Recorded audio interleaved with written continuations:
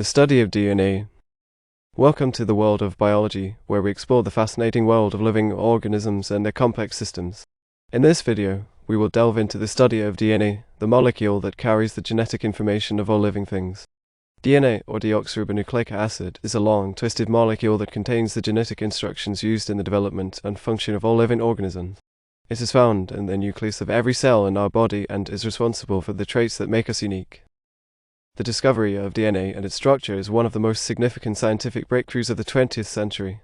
In 1953, James Watson and Francis Crick proposed the double helix structure of DNA, which has since become a fundamental concept in biology. But what exactly is DNA made of? DNA is composed of 4 nucleotides, which are the building blocks of the molecule. These nucleotides are adenine A, thymine T, guanine G, and cytosine C. The sequence of these nucleotides determines the genetic code that is responsible for the trait and characteristics of an organism. One of the most remarkable features of DNA is its ability to replicate itself.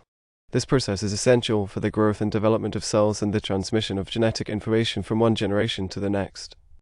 In the next segment, we will explore the process of DNA replication and how it ensures the continuity of life.